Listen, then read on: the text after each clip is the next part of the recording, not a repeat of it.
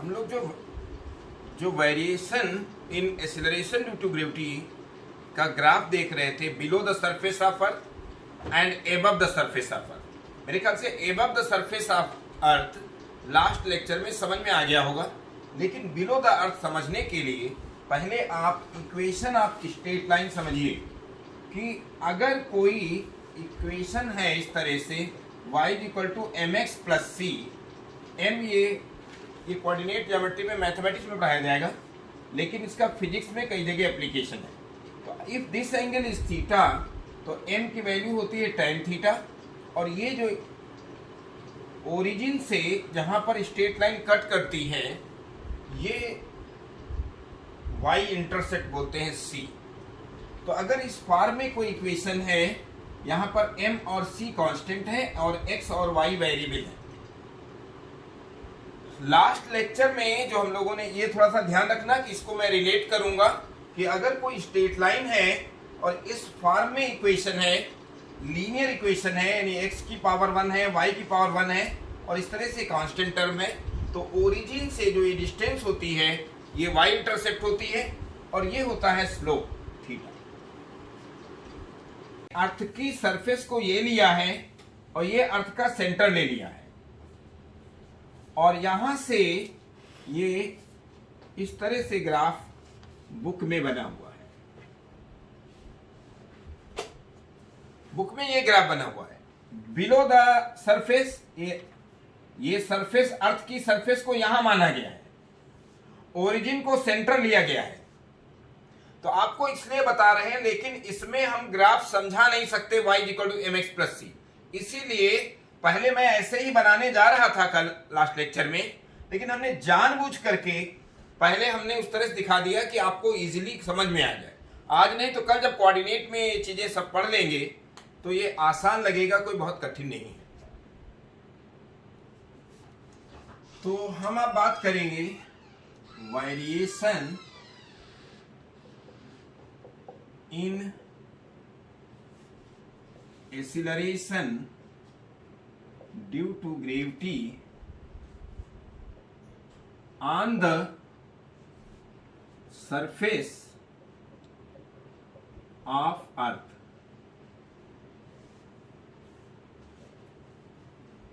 और दो रीजन हैं जिसकी वजह से अर्थ की सरफेस टू सरफेस भी acceleration due to gravity vary करती है।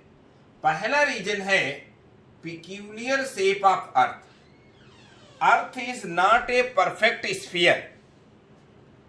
अर्थ जो है वो परफेक्ट स्फीयर नहीं है। पोल्स, जो इसकी पोलर रेडियस है, is less than equatorial radius.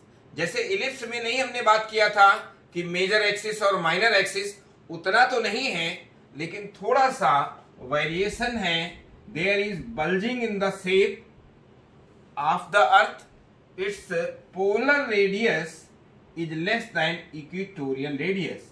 अब चूंकि इक्वेटोरियल रेडियस ज्यादा होती है, और हमने जी का फार्मूला क्या लिखा है, जी इज, फर्स्ट केस में बल्कि एक्सप्लेन ही कर देता हूं साथ में कि peculiar variation in acceleration due to gravity on the surface of earth।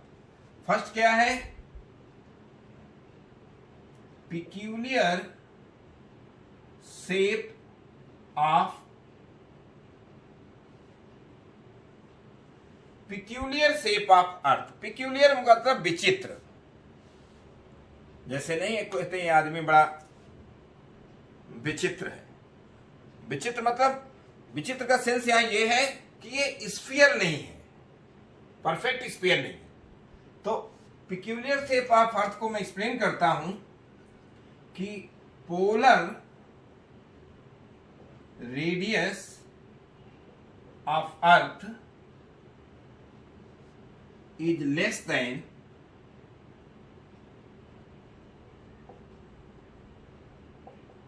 the equatorial radius. क्या, polar radius of earth is less than the equatorial radius. मतलब ये जो पोलर रेडियस है, यहां पर ये वैल्यू जो है ये इक्वेटोरियल रेडियस से क्या है, कम है, and acceleration due to gravity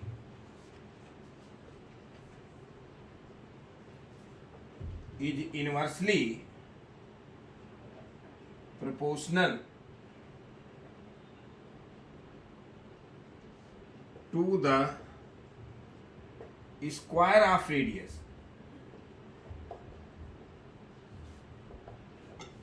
Therefore,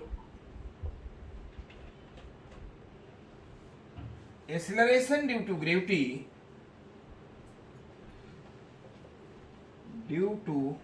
gravity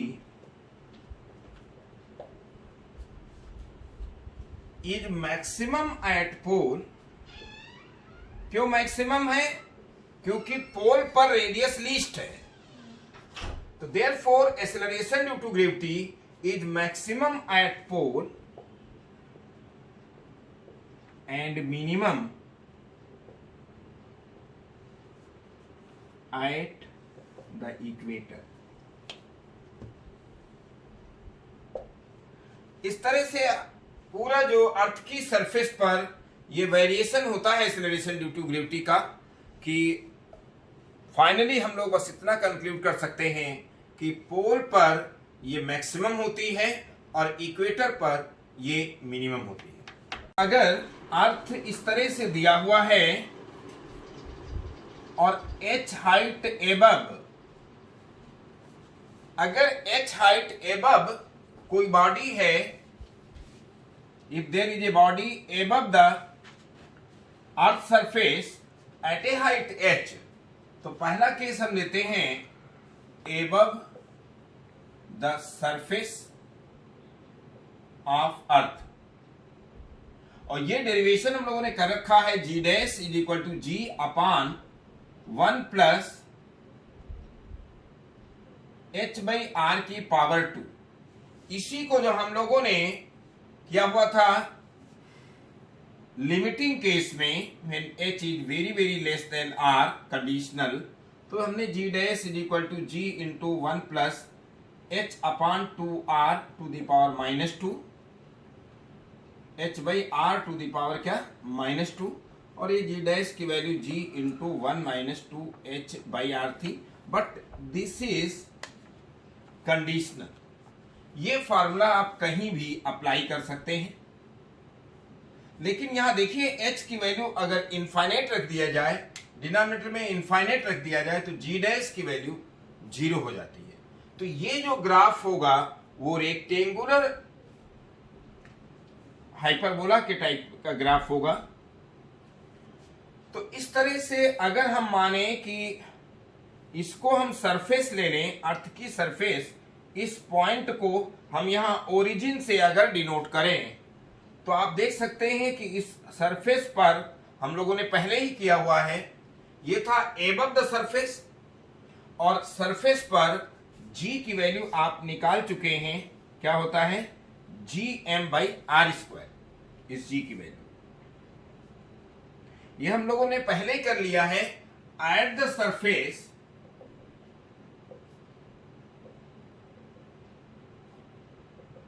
g की वैल्यू क्या है gm बाई आर स्क्वायर, और सेकेंड केस जो है एबव द सरफेस ऑफ अर्थ, ये वैल्यू आती है, और थर्ड केस है below the surface of earth.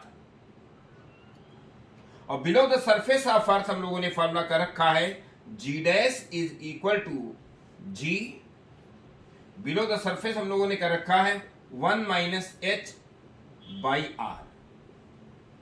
और जैसा कि आप जानते हैं कि बिलो द सरफेस ऑफ अर्थ, जैसे यहां पर ये हमने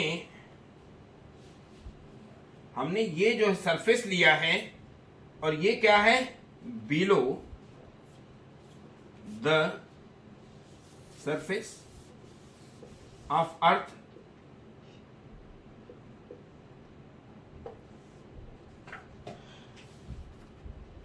और इधर जो है क्या है, एबव द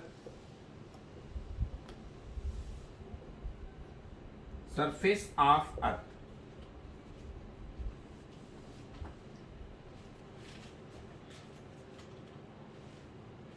तो यहां पर प्लस एच होगा, यहां माइनस एच होगा। तो बिलो द सरफेस की बात करें, अगर सरफेस के बिलो बात करें, तो अगर यहां पर ये आर डिस्टेंस अगर बिलो द सरफेस आ जाए तो इसका मतलब आप सेंटर पर आ गए। तो फॉर्मूला बिलो द सरफेस के लिए क्या है, g dash is g into 1 minus h by are, और at the centre of earth, h की वैल्यू क्या होगी, आर। तो जी डैश की वैल्यू क्या हो जाएगी, g into 1 minus r by r. तो ये कट के 1 हो जाएगा, तो ये आ जाएगी वैल्यू 0, जी इंटू 1 माइनस 1। यानी अर्थ के सेंटर पर एक्सीलरेशन ड्यू टू ग्रेविटी क्या होता है, 0 होता है। और इसका जो ग्राफ होगा जी डैश, अगर इसको हम लोग ओपन करें third case below the surface में, यहां पर क्या आ रहा है, g dash is g minus g h by r. तो जी डैश विल बी क्या हो जाएगा, minus g by r into h और प्लस जी। याद रखिएगा ये माइनस साइन है तो, लेकिन एक्स कोऑर्डिनेट जब बिलो आएंगे, ओरिजिन से इस तरफ आएंगे तो निगेटिव आएगा। तो जब एच की वैल्यू निगेटिव रखी जाएगी, जब एच की वैल्यू माइनस, तो ये प्लस हो जाएगा। और इसको हम कंपेयर कर रहे हैं y is equal to M x plus C, line जो हमने बनाई थी। c क्या है, y इंटरसेप्ट है। तो ये लाइन कुछ इस तरह से आएगी, सेंटर पर 0 हो जाएगा एक्सीलरेशन ड्यू टू ग्रेविटी, और ये इस तरफ इनफाइनाइट डिस्टेंस जब जाएंगे सेंटर से, सॉरी सरफेस से, तो ये वैल्यू फाइनली 0 हो जाएगी। क्योंकि यहां पर हमने बताया था g dash g upon 1 plus h by r. तो एबव द सरफेस के लिए जब हमने बात किया था एच इनफाइनाइट ले लें तो ये 0 आ जाएगा जी डैश। लेकिन बिलो द सरफेस जैसे ही सेंटर पर एच की वैल्यू आर रखेंगे, वैसे ही ये 0 आ जाएगा। और ये चूंकि ग्राफ है y equal to M x plus c जैसा, तो यहां पर ये लीनियर ग्राफ है और ये पैराबोलिक है। Variation in acceleration due to gravity above and below the surface of earth। क्या variation in acceleration due to gravity below and above the surface of earth. Height 1 kilometre अगर आप निकालना चाहते हैं तो आप वो फॉर्मूला लगा सकते हैं, approximation 1 minus 2h by r. तो ये जी डैश जो होगा वो जी इंटू हो जाएगा क्या, 1 माइनस 2 इंटू 1 अपान क्या 6400। और एट डेप्थ डी जो होगा, चाहे तो ना रखते तब भी हो जाता, आर की वैल्यू ऐसे ही रख देते। तो g dash is equal to g into 1 minus D by r. R की वैल्यू नहीं भी रखो तो भी आ जाएगा। तो इससे दोनों से अगर कंपेयर कर दें, ये कर लीजिए G1 और ये G2। तो G1 इज इक्वल टू, अगर G2 कर लें तो यहां आ रहा है G into 1 minus 2 by are, और यहां पर क्या आ रहा है G into 1 minus D by R. 2 kilometre. हाँ, तो यही आंसर आ जाएगा, डी विल बी 2 किलोमीटर। समझ में आया है, g dash is g into 1 minus 2r omega square cos square lambda upon g whole to the power 1/2। इसमें हम बाइनोमियल थ्योरम अप्लाई कर रहे हैं, जो कि पिछली बार किया था।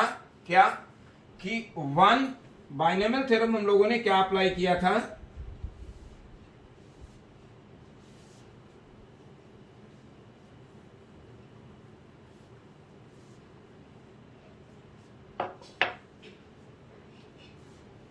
वन प्लस एक्स की power n, 1 plus N X n -1 upon 2 factorial X square and so on up to infinite. इसमें अगर if x is very very small then we can neglect the higher term. So for x to be very very small, x square and higher terms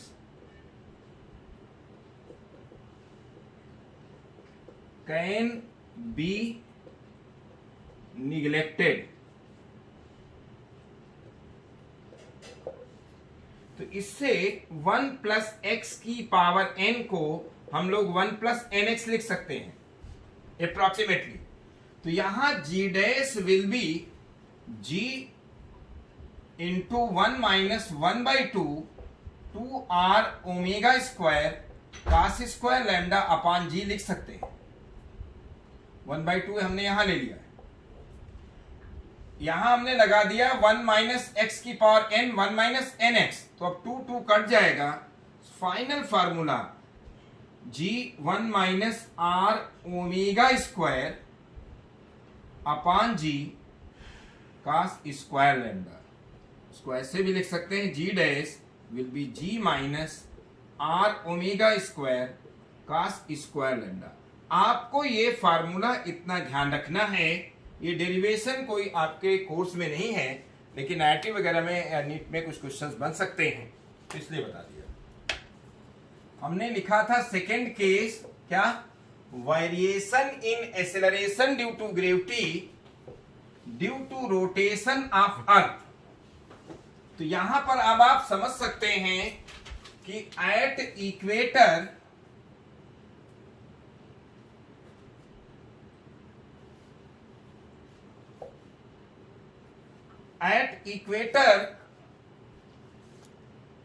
ji dash क्या होगा?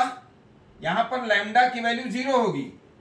At equator lambda 0 होगा, तो g dash will be g minus r omega square. ये formula याद रखना है equator पर। और एट द पोल लैम्डा होगा 90 डिग्री। जब ये पोल पर बात होगी तो ये 90 डिग्री हो जाएगा, तो g dash will be equal to g. ये फाइनली आप लोगों का ये जो है एक्सेलरेशन ड्यू टू ग्रेविटी किस तरह से अर्थ की सरफेस पर भी कांस्टेंट नहीं है, ये हम बता रहे थे। As at depth D below the surface then आपको बताना है d is equal to 1 kilometre और बी पार्ट है d is equal to 3/2 kilometre और सी पार्ट है d is equal to 2 kilometre और डी पार्ट है d is equal to 1/2 kilometre. क्या आप इसे कर since g is gm by R square. g क्या है? Universal gravitational constant. m क्या है? Mass of the earth. यानी g is inversely proportional to square of the radius. अब रेडियस जो है पोल पर लीस्ट है तो g मैक्सिमम है, इक्वेटर पर मैक्सिमम है तो g की वैल्यू लीस्ट है। लेकिन इसका दूसरा रीजन भी है and that is due to rotation of earth. Second इसका रीजन है ड्यू टू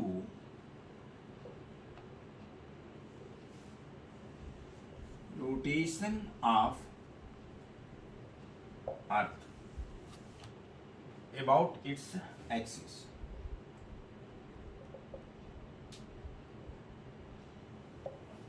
ये अगर आप अर्थ एज्यूम कर रहे हैं तो अर्थ अपनी एक्सिस के अबाउट रोटेट करता है, और जब रोटेट करता है तो कोई भी बॉडी, अर्थ की सरफेस पर कोई भी बॉडी अगर रखी हुई है तो जब अर्थ रोटेट करेगा तो साथ साथ में वो भी मूव करेगा, तो any body will follow circular path. कोई भी बॉडी अगर अर्थ की सरफेस पर है तो जैसे जैसे अर्थ रोटेट करेगी तो ये जो बॉडी है वो सर्कुलर पाथ पर मूव करेगी।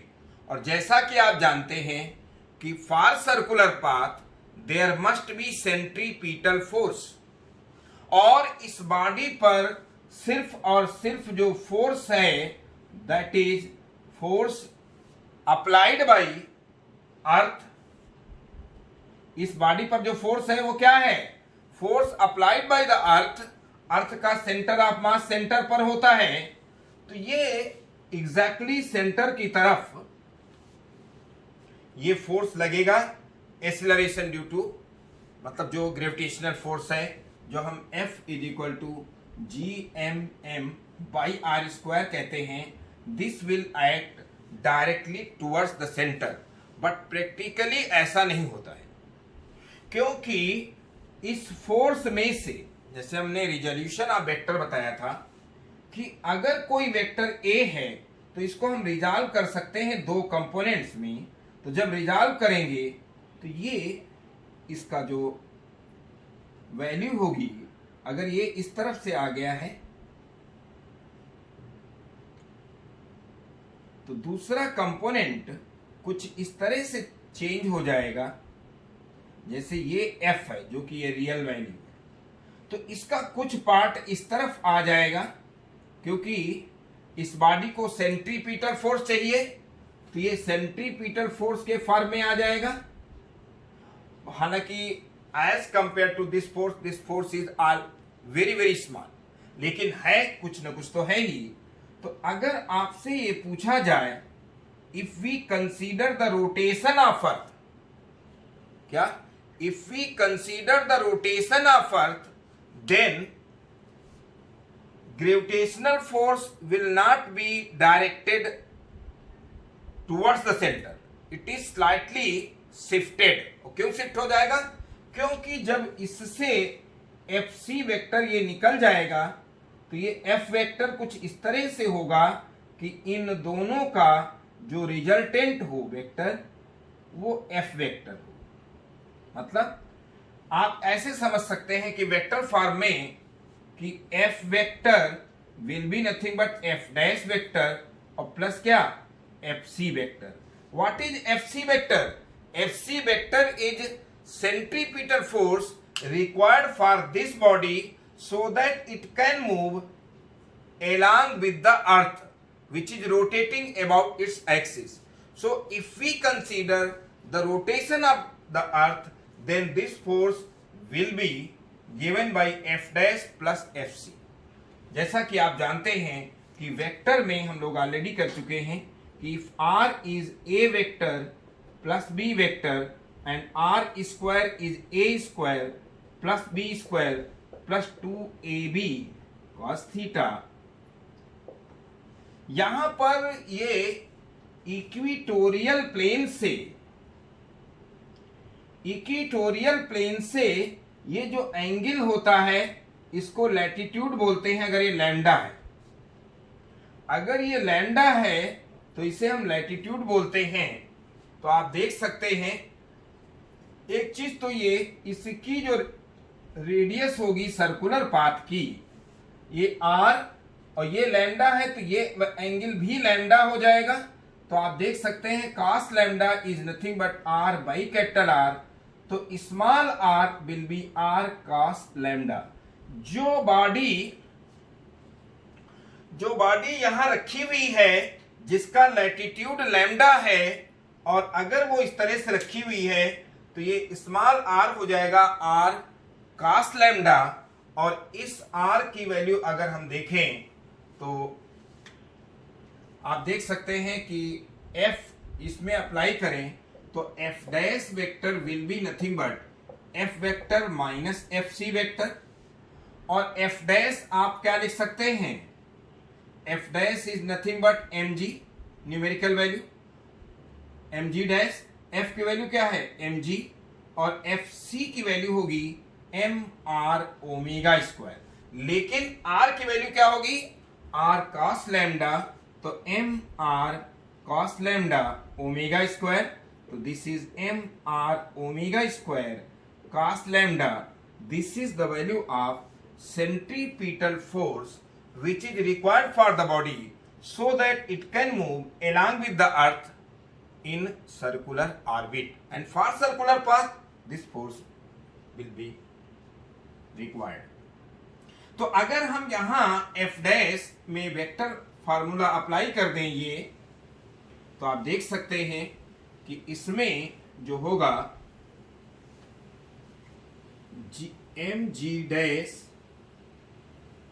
mg डैश या इससे पहले f डैश लिख लें, तो f dash square will be nothing but f square plus fc square minus 2fc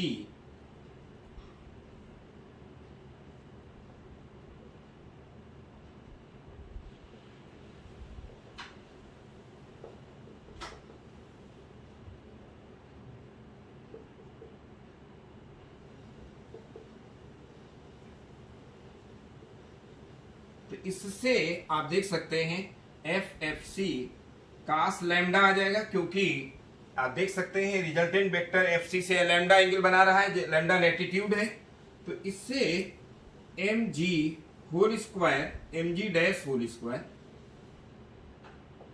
this will be mg whole square plus क्या mr omega square cos lambda whole square minus 2 f की value क्या mg mr omega square cos lambda, ये तो fc की value हो जाएगी ये, और इनटू cos लैम्डा एक और है तो यहां पर हो जाएगा cos स्क्वायर लैम्डा। याद रखिएगा ओमेगा जो होता है 2 पाई बाई t होता है, और यहां पर ओमेगा स्क्वायर का होल स्क्वायर आएगा, तो this term can be neglected, it will be very very small, so this term can be neglected, so और m सब में है कैंसिल हो जाएगा, तो g dash square will be nothing but g square plus क्या r omega square cos square lambda, क्या r omega square cos square lambda, बल्कि ये तो हमने निग्लेक्ट कर दिया है, दूसरा ये बचेगा माइनस 2m कैंसिल हो जाएगा, 2g r omega square cos square lambda, ये टर्म निग्लेक्ट कर दिया गया है, तो g dash square will be g square into 1 minus क्या हो जाएगा 1 माइनस क्या 2g r omega square cos square lambda, और this is g dash square, अगर g डैश कर दें, कॉमन ले लिया है इसमें g स्क्वायर को, तो आप ये देख सकते हैं g डैश स्क्वायर, यहां पर g स्क्वायर कॉमन लिया गया है, तो ये g डिवीजन में आ जाएगा, तो अब इससे g dash will be g into 1 minus 2r omega square cos square lambda upon g to the power हो जाएगा 1/2। यहां हम फिर से बाइनोमियल थ्योरम अप्लाई करेंगे, इतना ही नोट